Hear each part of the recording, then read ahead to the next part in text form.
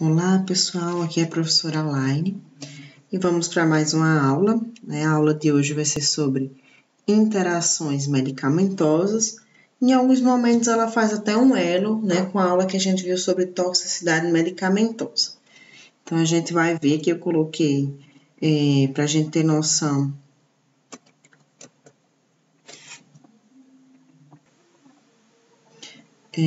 do roteiro da nossa aula de hoje, né, vamos ver o que é de fato interação medicamentosa, os tipos de interações e seus mecanismos, né, a gente vai focar principalmente na interação medicamento-medicamento, avaliar a influência de fatores ligados ao paciente ou ao fármaco, que podem alterar essas interações, e classificar essas interações que são clinicamente relevantes.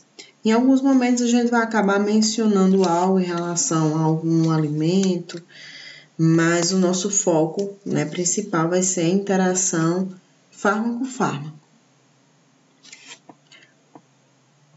Então, as interações medicamentosas, né, são tidas como eventos clínicos em que os efeitos de um fármaco são alterados pela presença de outro fármaco ou alimento, ou bebida, ou qualquer outra substância exógena.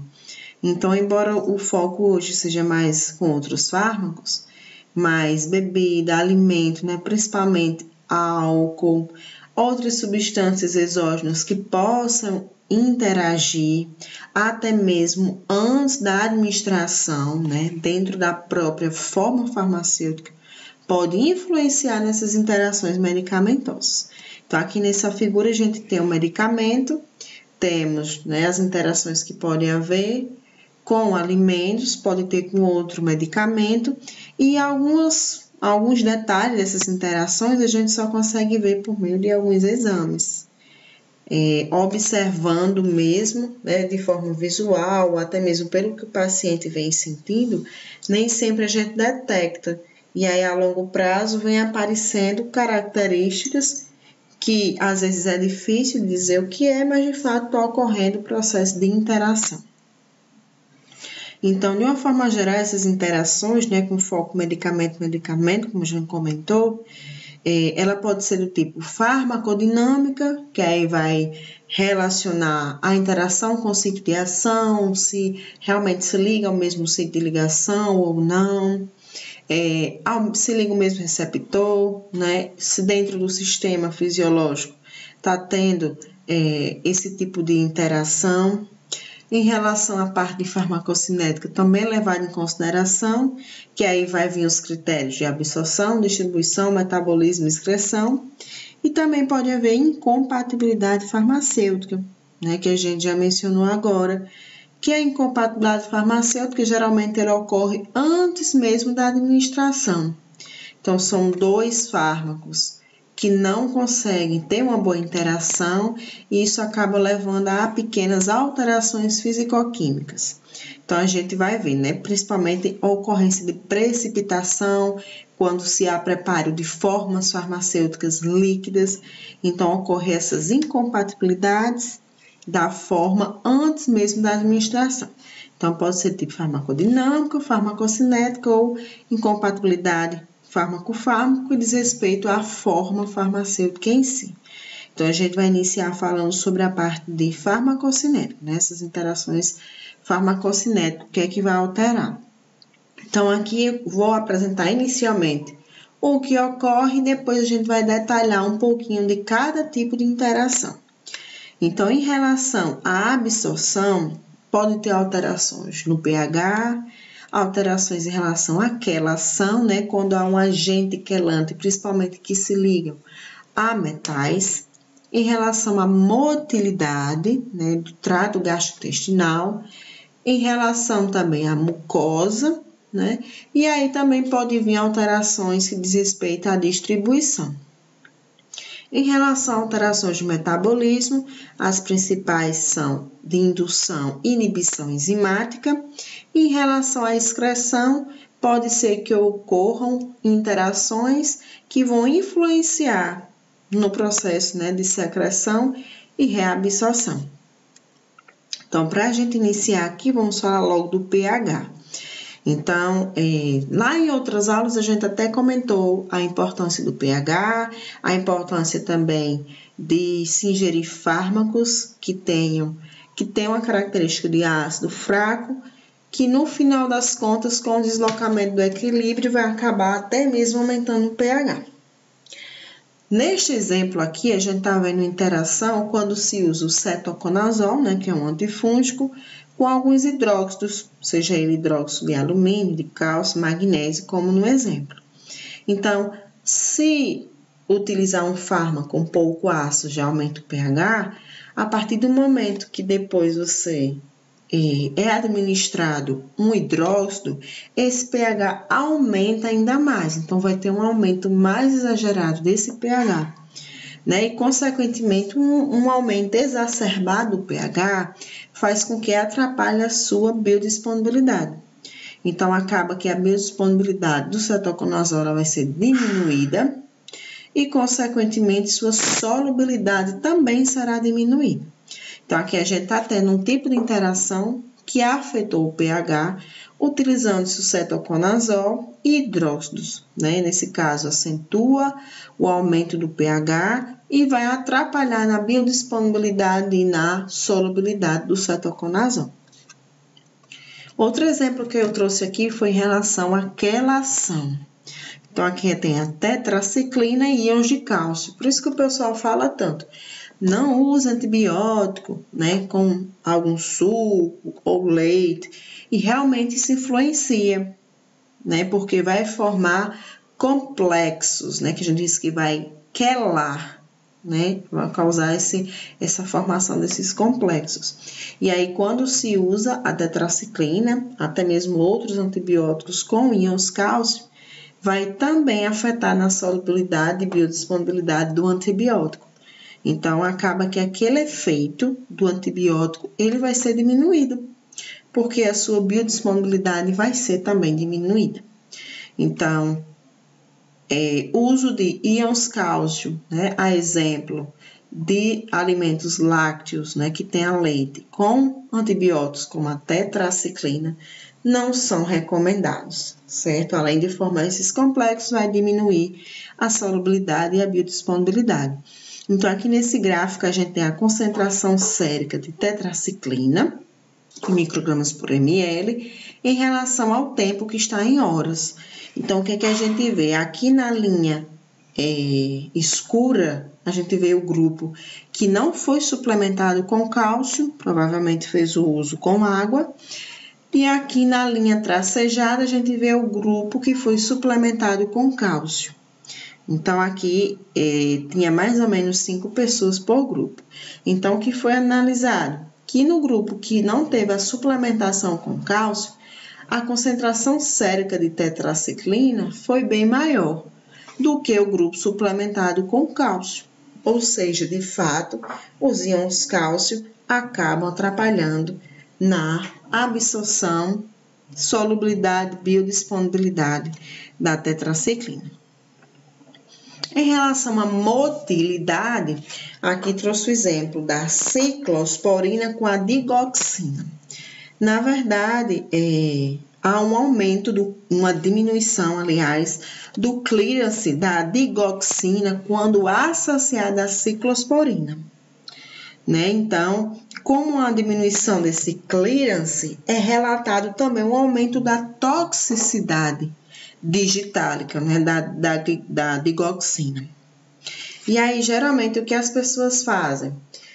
Com os efeitos, né, desse fármaco, acabam utilizando a metoclopramida, que é um antiemético, estimula o peristaltismo, porque as pessoas começam a sentir aquele efeito, inicialmente, de náusea, de azia, e acabam usando, por exemplo, a metoclopramida. Mas o que é que vai acontecer? A metoclopramida, ela atrapalha essa motilidade porque ela aumenta bastante a biodisponibilidade da ciclosporina. Então, se a gente olhar aqui em verdinho, a gente está vendo que a metoclopramida aumenta a biodisponibilidade da ciclosporina. Mas, em compensação, ela tem uma capacidade de reduzir a biodisponibilidade da digoxina. Então, a partir daí, a gente já vê mais uma interação. né? Se a ciclosporina com a digoxina já tem essa interação de aumentar essa toxicidade digitálica, e aí com aqueles efeitos de náuseas que a gente começa a sentir com essa associação, usa um fármaco como a metoclopramida, vai acabar fazendo com que o efeito da ciclosporina seja ainda mais aumentado. E o efeito da digoxina em compensação diminui. Mas esse efeito imunossupressor da ciclosporina muito acentuado também não é desejado. Então, aí a gente está vendo outra alteração farmacocinética e que vai atrapalhar a motilidade, consequentemente, lá no trato gastrointestinal. Então, é uma interação farmacocinética do tipo fármaco-fármaco que ainda tem interação com esse terceiro fármaco. Em relação aqui à mucosa em si, outro exemplo que temos é da interação da neomicina ou do metotrexato com a vitamina B. Então, a interação que de fato vai atrapalhar a viscosidade da mucosa, né? Então, pode ser que chegue a gerar um dano nessa mucosa gástrica, que normalmente o metotrexato ele já tem essa característica de causar esse pequeno dano na mucosa, né? Agora, associado à vitamina B12, vai acentuar esse dano à mucosa gástrica. E, consequentemente, essa associação faz com que diminua a absorção da vitamina B12. Que pode gerar anemia megaloblástica. Então, aqui a gente está vendo dois fatos. A associação faz com que assente o dano à mucosa gástrica devido ao aumento, né, do efeito do metotrexato, e em compensação, a diminuição do efeito da B12, da sua absorção, né? E absorvendo pouca vitamina B12, pode gerar anemia megaloblástica. Então, aqui, de fato, a gente vê uma interação do tipo, né, que afeta a mucosa. Em relação a essa interação farmacocinética, a respeito da distribuição, tem aqui esse exemplo, né? Ele conta toda a trajetória de um paciente. Eu até coloquei por escrito aqui embaixo também, né, para vocês depois quiserem conferir, né, para ficar mais fácil de entender a historinha.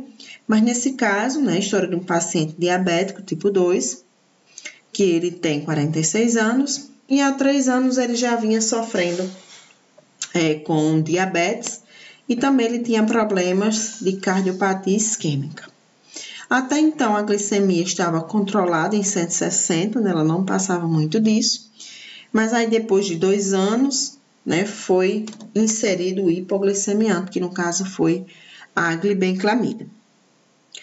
Com o passar do tempo, notou-se que foi estabilizada essa glicemia e ficou em torno de 120.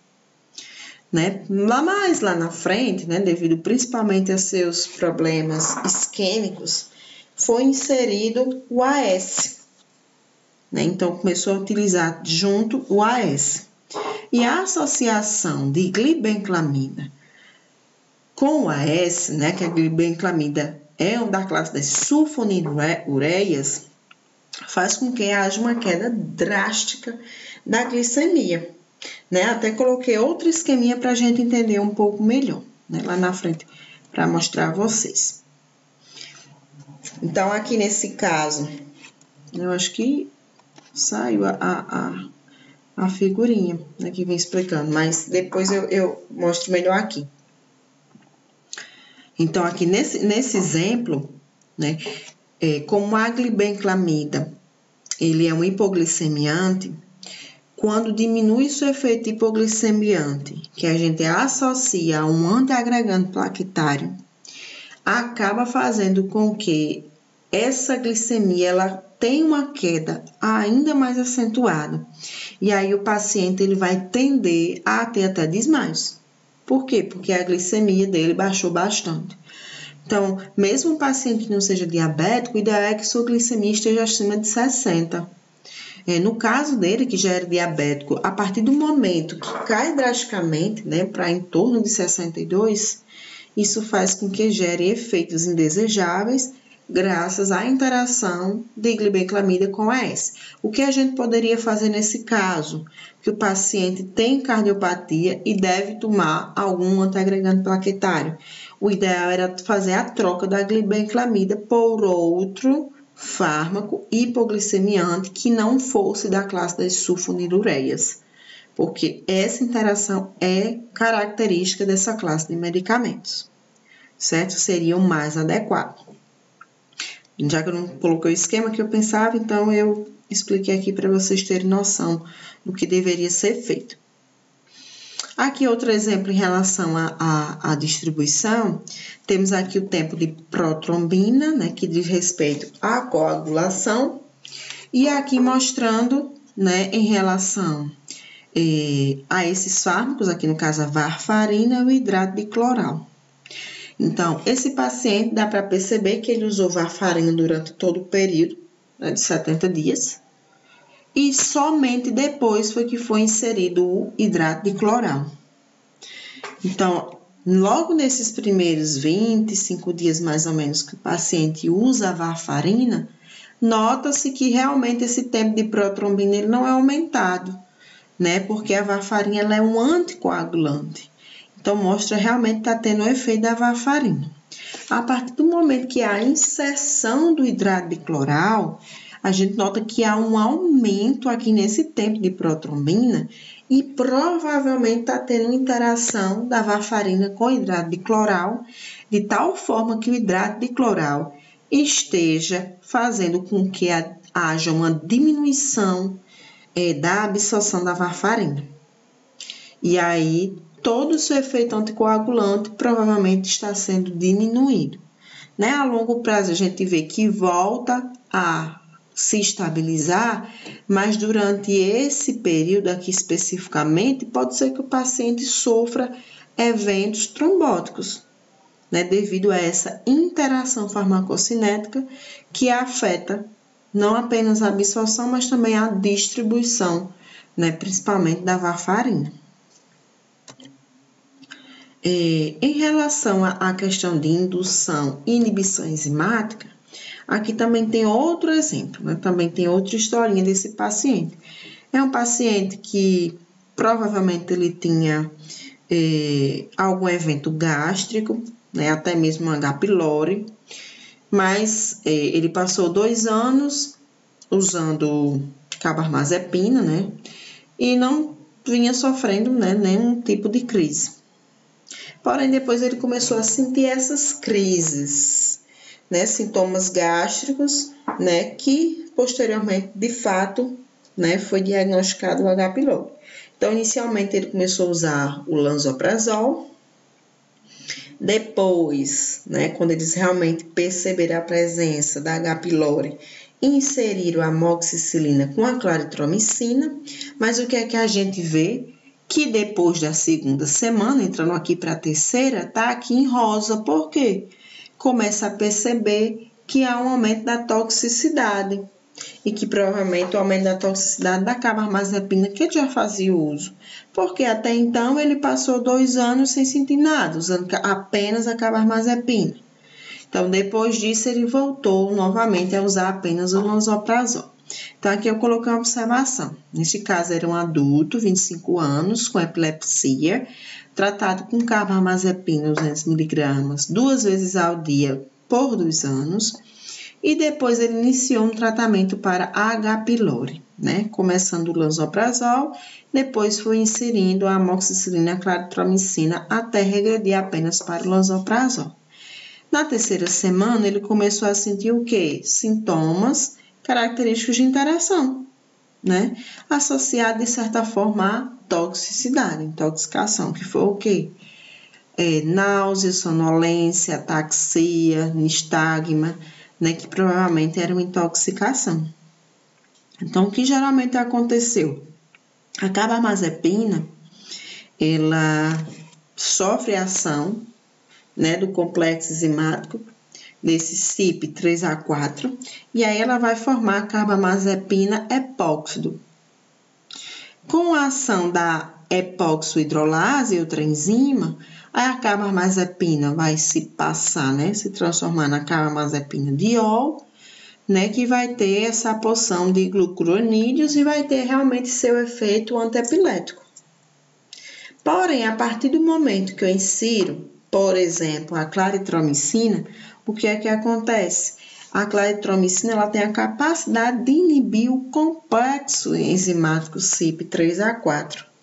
Então, inibindo esse complexo, a carbamazepina ela não vai conseguir ficar mais hidrofílica, né? Porque com as reações, a gente até viu tipos de reações de fase 1, fase 2, e geralmente os fármacos, principalmente aqueles que são mais hidrofóbicos, há uma tendência que durante o metabolismo eles passem por reações, tornando-o mais hidrofílicos ou inserindo grupamentos funcionais, que depois eles comecem a ser eliminados. Não pode ser que ocorra um depósito muito grande desses fármacos e aí eles não sejam totalmente eliminados, né? E comece a ficar muito tempo acumulado.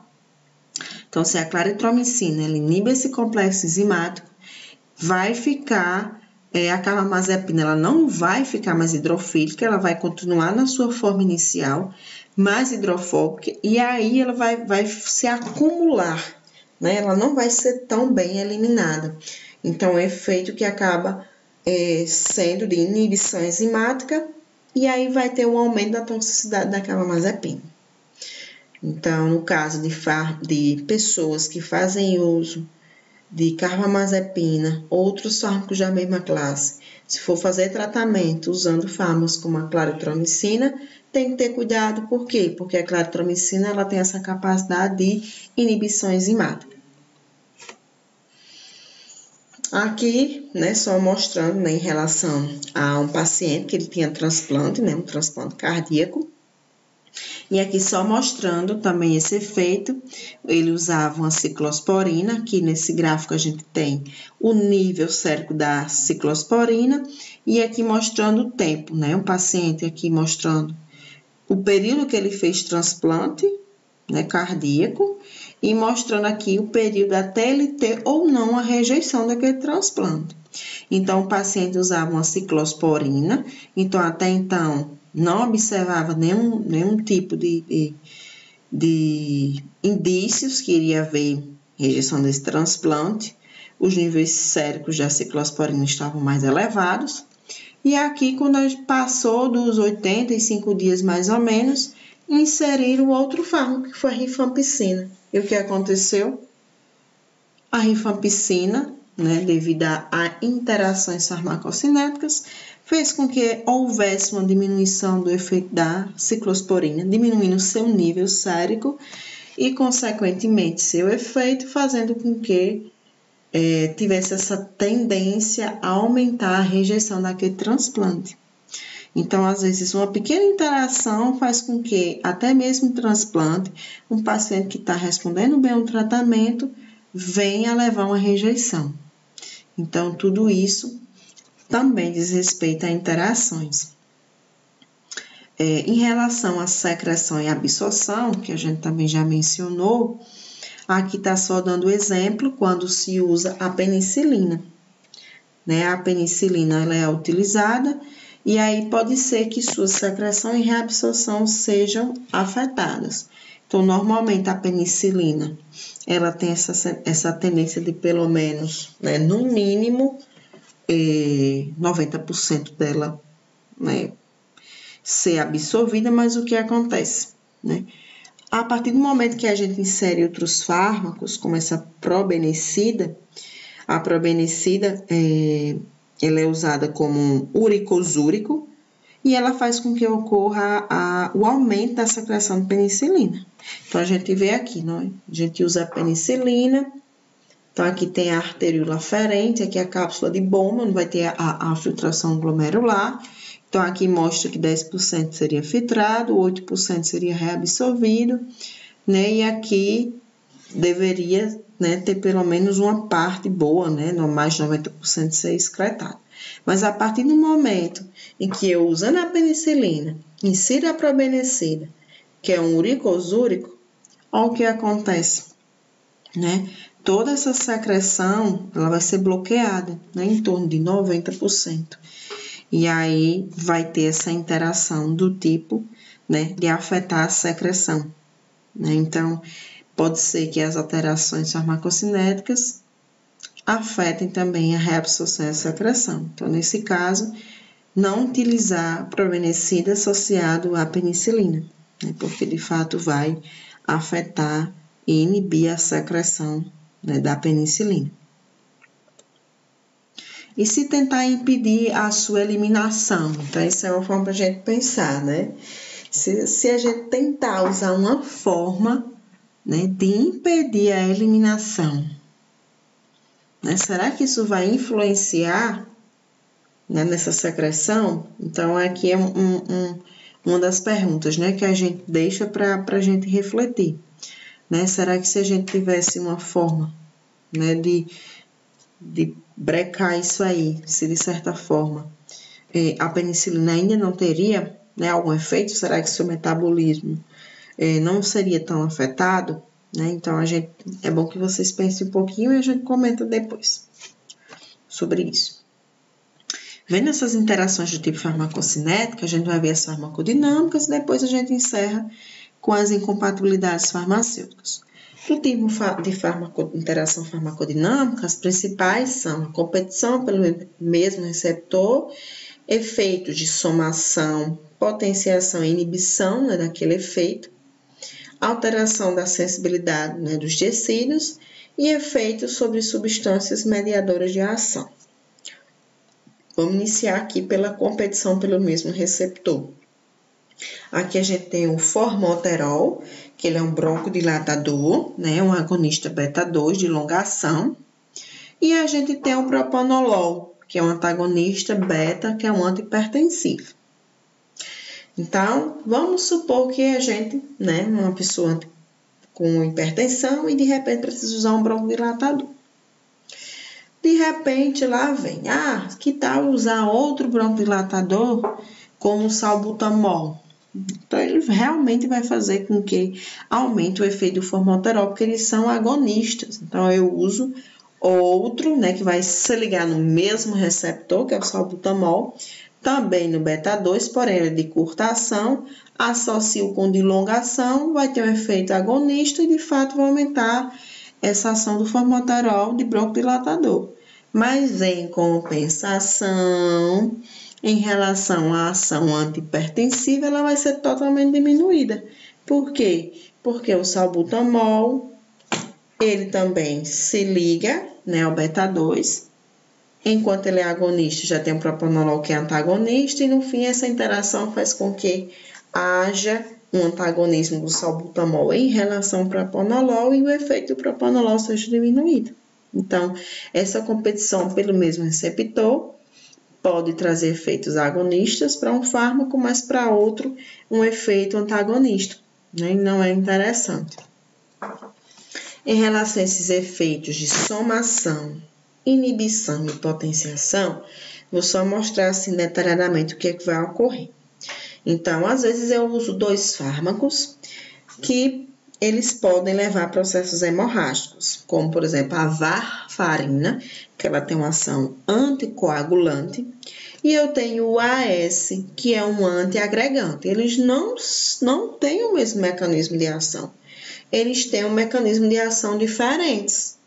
Porém, juntos, o efeito dos dois acabam se somando, porque o AS em excesso pode gerar hemorragia, que é um antiagregante. A varfarina também em excesso pode causar, como é anticoagulante, pode gerar hemorragia. E se eu associar a varfarina com a AS, embora mecanismos diferentes, acentua, soma o efeito um do outro, esse efeito de hemorragia. Então, o efeito de somação é quando eu tenho fármacos com mecanismos diferentes, porém, ambos vão gerar, né, um efeito que somado vai acentuar, né, ao exemplo da hemorragia. Lembrando, um vai ser antiagregante, que é o AS, e o outro anticoagulante, que é a varfarina. Em relação ao efeito de inibição, já tem um exemplo aqui, benzodiazepínicos com anorexígenos. Então, já é o contrário. Eles associados vai fazer com que haja uma inibição do efeito dos dois. Né? Então, a associação dos dois faz com que haja inibição do efeito. E o efeito de potenciação não é igual ao de somação, né? O de somação são quando dois efeitos se somam. O de potenciação é quando tem mecanismos complementares, tá vendo? O de somação são mecanismos diferentes e o de potenciação eles têm mecanismos complementares. E aí esses mecanismos se complementam e acentuam aquele efeito, né? Potencializa aquele efeito. Então, a diferença é que mecanismos semelhantes e o outro mecanismo totalmente diferentes, que vão aumentar o efeito, certo? Aqui, em relação à sensibilidade dos tecidos, a gente pode ver, aqui dando o exemplo de fármacos como a furosemida, furosemida, ela aumenta a secreção de sódio e potássio, né? No caso, é um diurético, que vai aumentar a secreção de sódio e potássio. De repente, eu uso a furosemida associado à digoxina, que é um digitálico. E a digoxina, ela inibe a bomba de sódio e potássio. Então, esse efeito faz com que cause uma alteração na sensibilidade daquele tecido. Né? Porque, às vezes, o sódio ele quer sair da célula, o potássio quer entrar. Se aquela bomba foi inibida, faz com que aquele tecido tenha a sensibilidade àquela inibição da bomba. Né? Então, aqui o uso de fármacos, um que aumenta a secreção de sódio e potássio, outro que bloqueia aquela bomba, faz com que haja uma alteração na sensibilidade tissular. Em relação ao efeito sobre substâncias mediadoras de ação, tem um exemplo aqui da varfarina, que é um anticoagulante, né, que a gente já falou sobre ela, e da amicacina, que é um antibiótico. Então, a varfarina com a amicacina juntos vai causar o quê? Uma hemorragia, né, um processo hemorrágico bem acentuado. Então, aqui nesse esquema a gente vê assim um pouco melhor. Geralmente, a gente consegue vitamina K. A vitamina K é um cofator da coagulação. Então, por isso que é tão importante quando a gente tem algum processo hemorrágico, alguns tipos de corte, a gente sempre usar alguns alimentos que tem a vitamina K, até mesmo banana, que também tem um pouco, né, de potássio. Então, a vitamina K é um cofator da coagulação, tá vendo? Então, às vezes, o alimento, ele tem uma baixa fonte de vitamina K, precisaria comer bastante. Mas qual seria a outra fonte de vitamina K? A nossa microbiota intestinal, né? Ela tem uma quantidade muito grande, bem elevada de vitamina K. Então, ótimo, se eu não consigo no meu alimento, mas a longo prazo, lá no meu intestino, na minha microbiota intestinal, ela vai estar ali acumulada uma grande fonte de vitamina K. Como ele é um cofator da coagulação, vai induzir a síntese de fatores de coagulação. Porém, eu vou e uso a varfarina, que é um anticoagulante. Então, acaba inibindo a síntese de fatores de coagulação. A partir daí, já pode causar efeitos anticoagulantes que, se acentuados, geram hemorragia. Ok. De repente, eu venho e uso a amicacina, né, um antibiótico, que destrói minha flora, né, a minha microbiota intestinal. Então, se a varfarina ela já causa esse efeito anticoagulante, que posteriormente, a longo prazo, em grande quantidade, ou com interações, já causa hemorragia, se eu uso a amicacina, que destrói minha microbiota, que tem uma fonte elevada de vitamina K, e que vitamina K é um fator da coagulação, eu não vou ter mais vitamina K suficiente. Então, com pouca vitamina K, não vai ter coagulação eficiente. Então, vão ser dois fármacos que vão causar esse efeito anticoagulante. A varfarina devido a inibir a síntese de fatores de coagulação, e a amicacina, devido a destruir a microbiota, que é a fonte de vitamina K, que é fator da coagulação. Então, por isso que ocorre essa interação da varfarina com a amicacina, gerando processos hemorrágicos. Por isso que tem que ser evitado esse tipo de interação.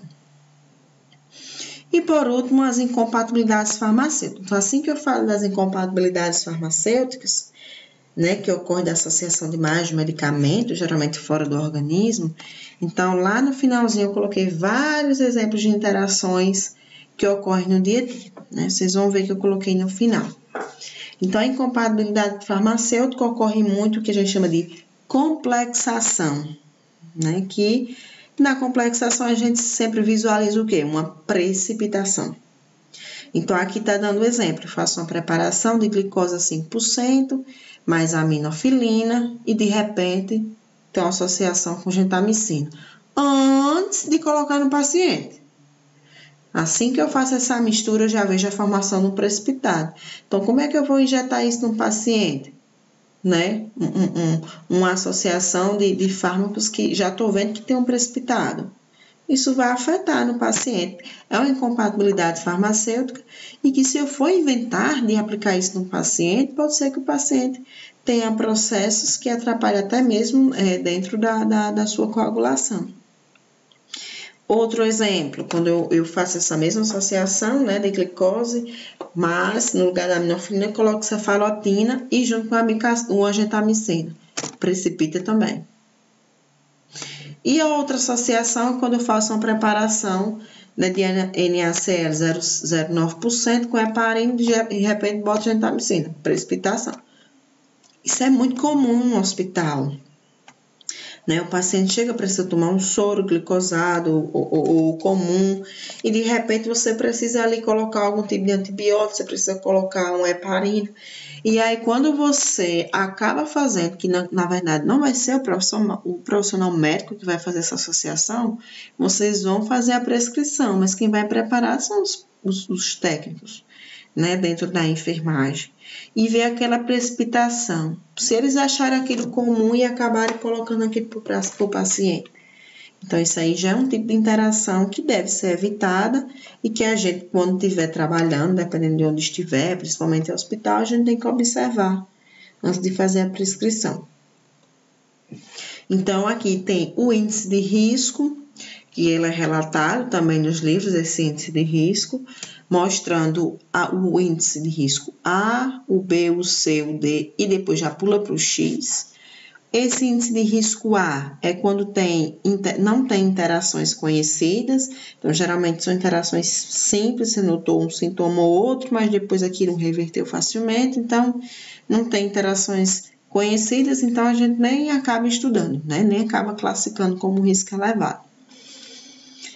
O B é quando não é necessário uma intervenção, né? Só em você observar melhor, tentar diminuir um pouquinho a dose naturalmente, talvez você já não veja um risco naquela interação, né? Às vezes nem uma interação é necessária, você termina o tratamento, depois aquilo ali você volta ao normal e não observa mais interação, certo? Em relação ao C, é quando aquela interação requer que você realmente monitore os efeitos. Não, estou vendo aqui que está se repetindo, a gente vai ter que monitorar esse efeito e ver por que está acontecendo. No D, você vai ter que modificar aquela prescrição de fato, devido à interação que foi causada. Já no risco X, é quando de fato causou dano tão grave que não adianta nem modificar, é melhor evitar e logo cancelar o uso daqueles medicamentos, né? E fazer um estudo para depois ver o que é que você vai utilizar. Então, dentro do índice de risco, vem dos mais simples, quando você não nota interações conhecidas, até ao ponto que você realmente tem que fazer com que o paciente evite de utilizar aqueles medicamentos. Então, vendo o índice de risco, aqui eu trouxe também o índice de gravidade. Já notou a interação? Então, aquela gravidade ela pode ser menor, moderada ou grave. Quando ela é interação menor, então não é necessário ter uma intervenção. né? Quando você terminar de utilizar, como aquele que a gente comentou, pode ser que já acaba aquele efeito, né, da interação. A moderada são todos aqueles que realmente eu preciso intervir, e a grave é quando a gente tem que suspender. Então, esse índice de gravidade, ele está associado àquele de risco, né? Sendo que aí aqui a classificação em 3 formas, para facilitar. Aqui eu trouxe exemplos de interações mais comuns do dia a dia. Na interação muito comum, anticoncepcional com antidepressivo, principalmente fitoterápico. A gente usa tanto fitoterápico, principalmente as pessoas mais velhas, e não tem noção que aqui o fitoterápico ele pode trazer um efeito. Então, muita gente, não acredita em fitoterápico, não acredita em nada natural. Perdão, porque cientificamente a maioria dos produtos naturais já foram estudados e de fato tem efeito sim. Não é por isso que a forma que você extrai, ou até mesmo o tipo de solvente que você extrai aquela substância, faz com que princípios ativos diferentes estejam saindo. Né? Outro exemplo de natural, mas que não é com planta, o próprio captopril. O captopril é um fármaco vendido, né, há muito tempo, um antihipertensivo, é um BRA, e aí ele foi feito a partir do veneno de uma cobra, né, se eu não me engano, da jararaca, que também é algo natural. Né? Então, a gente tem que ter cuidado com isso. Então, anticoncepcional com antidepressivo fitoterápico, principalmente quando tem aquele périco Eva de São Jorge, faz com que diminua até 60% do efeito do anticoncepcional. E aí você engravida e não sabe por que foi, né? Só porque utilizou um fitoterápico. Anti-inflamatórios com ácido acetilsalicílico. Então, tanto pode causar irritação na mucosa, quanto posteriormente pode causar processos hemorrágicos, danos à mucosa gástrica mais acentuados, como gastrite e úlcera. Então, se eu já tenho um anti-inflamatório, que ele já tem essa capacidade de vasodilatação, e uso um ácido acetilsalicílico, que já é um antiagregante plaquetário, pode ser que gere esses processos hemorrágicos ou até mesmo sangramentos e gastrites, né, e úlceras. Efeito de associação de anti-inflamatórios e paracetamol pode causar problemas renais, levando a quadros hepáticos. Naturalmente, o paracetamol a longo prazo já pode trazer danos hepáticos. Então, associado com anti-inflamatórios, causa interações que aumentam esses problemas. Antidepressivo com antigripal, né? Pode ser que aumente a pressão arterial e gere até delírios.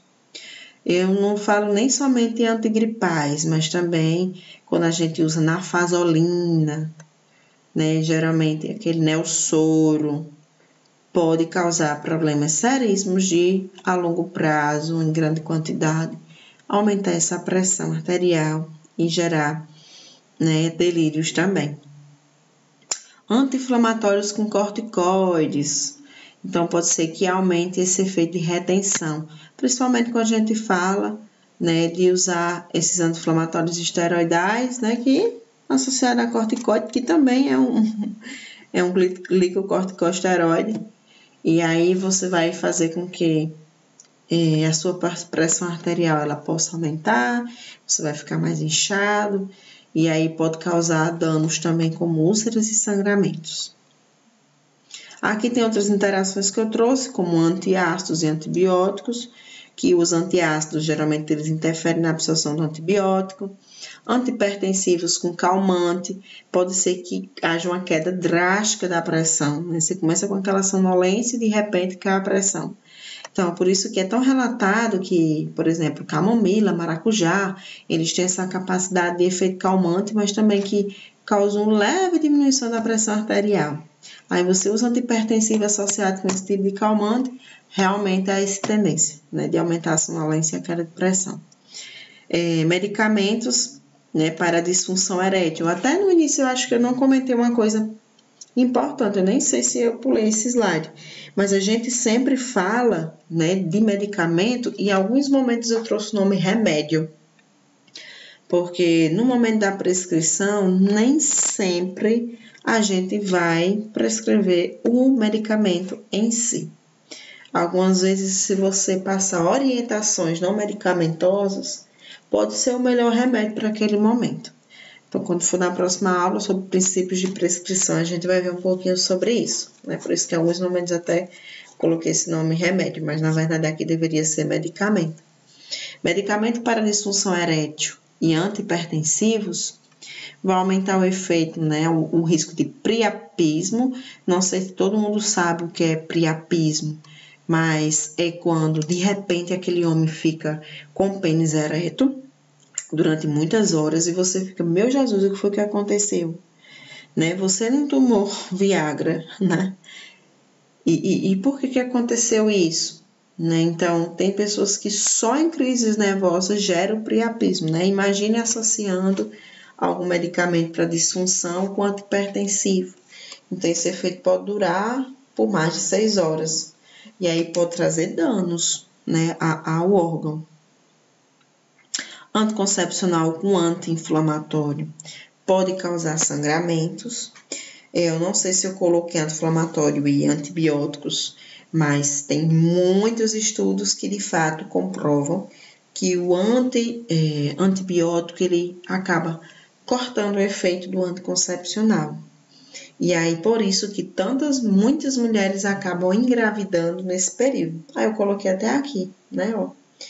Antibiótico anticoncepcional, né? Pode causar alterações no metabolismo anticoncepcional, diminuindo o seu efeito, e aí as pessoas acabam engravidando no período que anda antibiótico. Tem até um esquema, né, que a gente sempre diz assim, usa anticoncepcional, vai tomar antibiótico. Então, use algum outro método contraceptivo de barreira nesse período. Então, sempre é indicado que vocês aconselhem isso enquanto profissionais médicos. Outro ponto importante, colírio e descongestionante nasal. Então, às vezes a gente usa muitos colírios que eles podem naturalmente causar um aumento da pressão, né?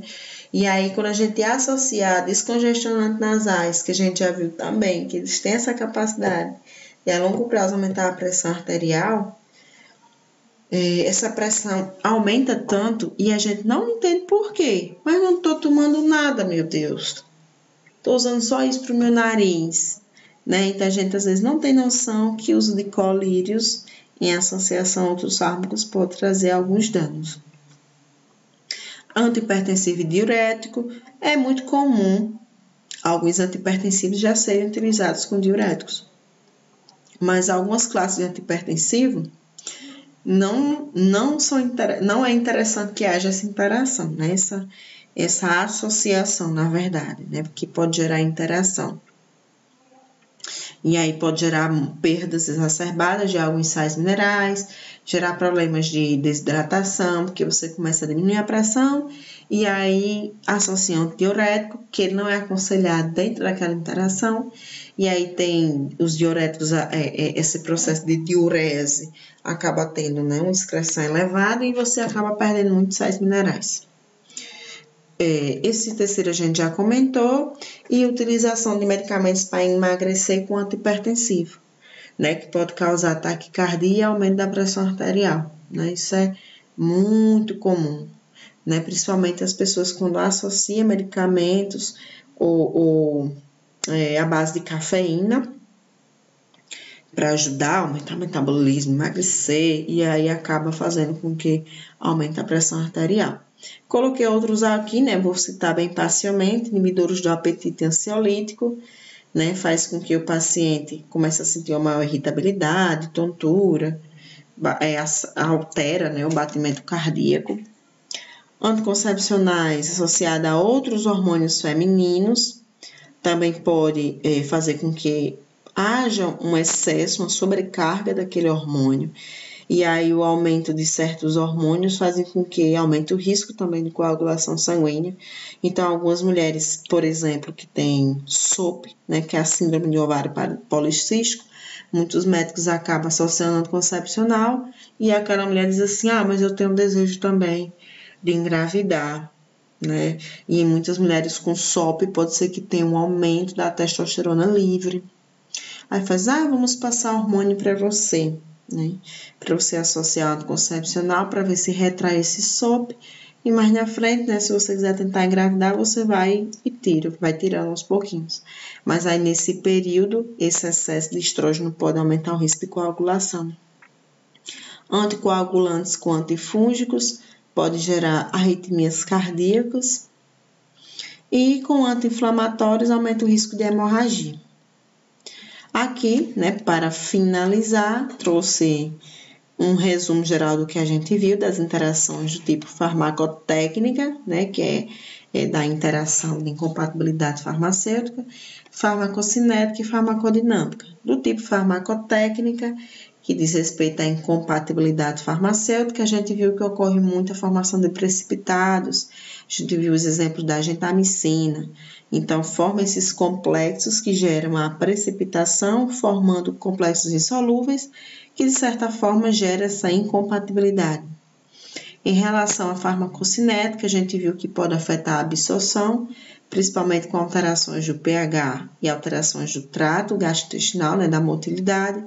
Em relação à distribuição, principalmente a ligação a proteínas plasmáticas, né, tanto pelo aumento quanto pela diminuição da ligação às proteínas, altera o fluxo sanguíneo, a questão do coeficiente de partição a gente não comentou, mas a gente já viu em outra aula, esse coeficiente de partição óleo e água, ele também vai estar associado ao que a gente comentou sobre a distribuição nos compartimentos, né, no caso dos adipócitos, que pode ser também afetado.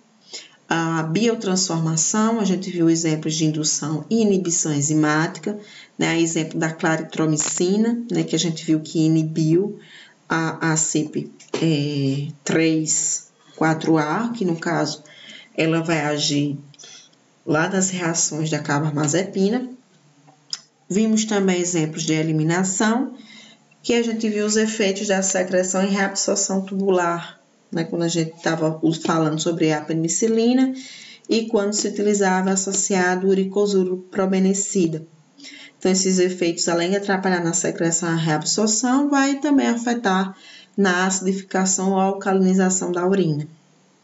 Em relação à questão farmacodinâmica, a gente viu alguns efeitos, principalmente de somação, potenciação e de inibição. Então, nesse caso aqui, tem o efeito de adição, que lá eu não trouxe como exemplo, mas o efeito de adição é super parecido com o da somação, sendo que enquanto o da somação é por mecanismo diferente, o da adição é um efeito somado quando tem o mesmo mecanismo de ação, ou seja, dois anticoagulantes. Esse efeito somado, né, dá uma adição e vai fazer com que acentue, né, aquela ação, devido à adição do efeito somado.